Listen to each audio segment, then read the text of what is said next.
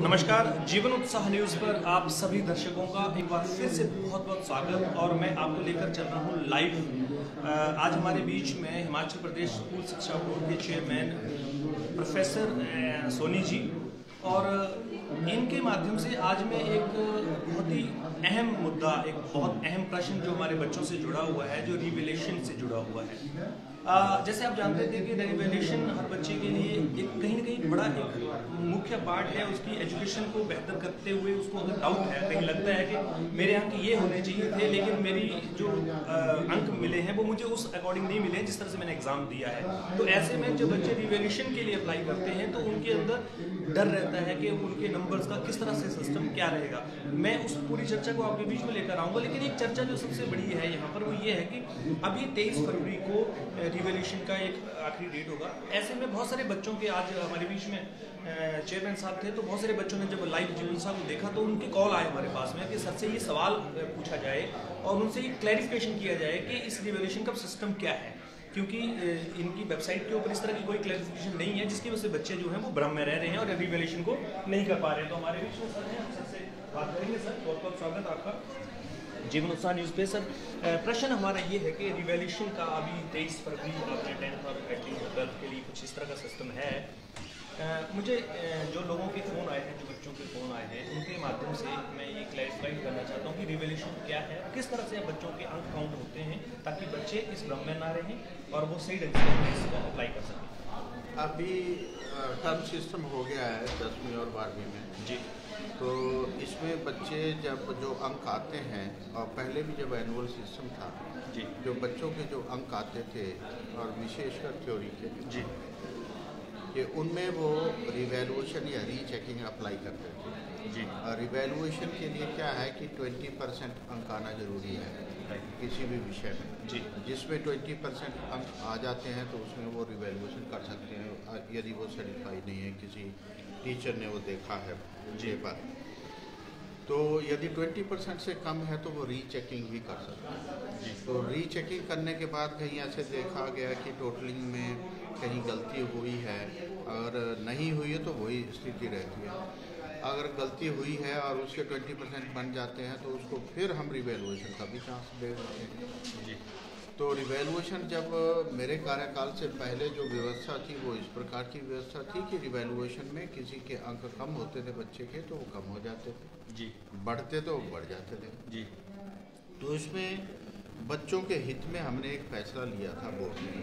वो ये फैसला लिया था कि रिवैल्यूएशन करवाने के बाद यदि बच्चे के अंक कम होते हैं तो उसका प्रीवियस रिजल्ट स्टैंड करेगा जी, यदि बढ़ेंगे तो उसको बढ़े हुए अंक दे दिए जाएंगे।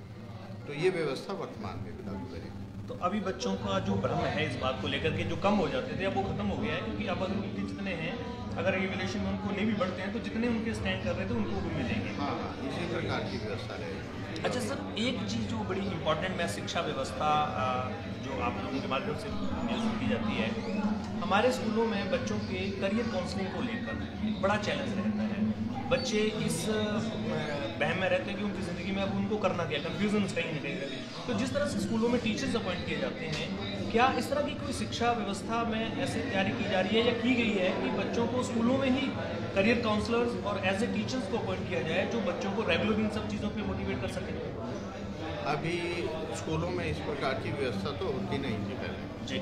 अभी कॉलेजेस में करियर काउंसलिंग सेल होता है जी, और यूनिवर्सिटी में भी करियर काउंसलिंग सेल होता है जी, या कोई प्लेसमेंट सेल होता है जी, क्योंकि बच्चे डिग्री कर गए होते हैं तो उसके बाद उनका प्लेसमेंट कराना होता है जी। इस प्रकार की व्यवस्था हायर एजुकेशन में है। स्कूली एजुकेशन में इस प्रकार की व्यवस्था नहीं है क्योंकि प्लेसमेंट नहीं होता है और उनको करियर ओरिएंटेशन के लिए अभी कोई ऐसा व्यवस्था होती नहीं है।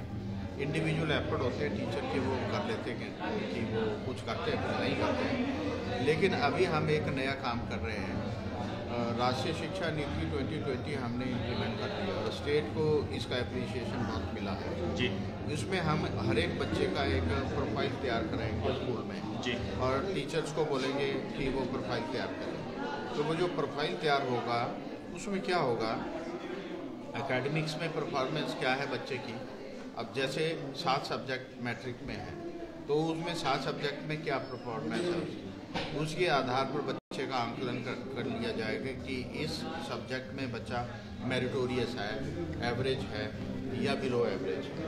तो वो हम रंगों के साथ भी आइडेंटिफाई करेंगे। हरे रंग में मेरिटोरियस हो गए और पीले रंग में जो है एवरेज या अबव एवरेज हो गए, और रेड वहाँ पर जहाँ की पोटेंशियल थ्रेट है बच्चों को फेल हो सकते हैं। नॉन एकेडमिक एक्टिविटीज़ या एक्स्ट्रा करिकुलर एक्टिविटीज़ जैसे स्पोर्ट्स है, योग है, अन्य एक्टिविटीज़ हैं, गायन की एक्टिविटीज़ है, अन्य एक्टिविटीज़ जो स्कूलों में करवाई जाए, उसके भी अब हमने अंक रख दिए गए हैं।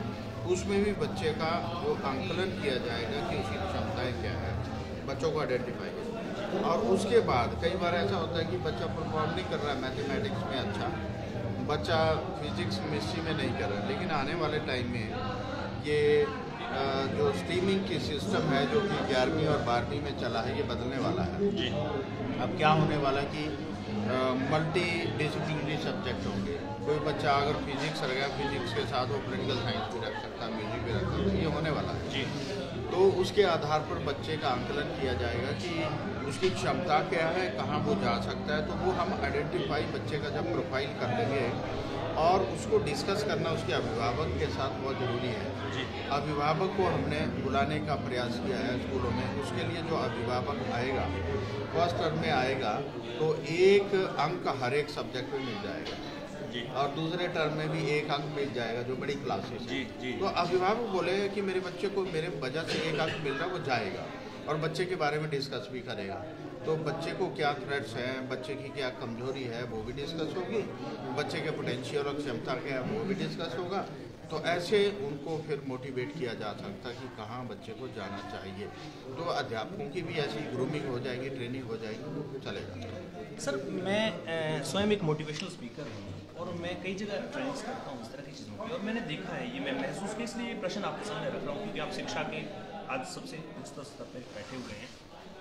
एक बच्चा जब 9th क्लास में जाता है तो उसके पास एक कन्फ्यूज़न शुरू हो जाती है कि अब वो आगे आर्ट्स लेगा, साइंस लेगा, कॉमर्स लेगा।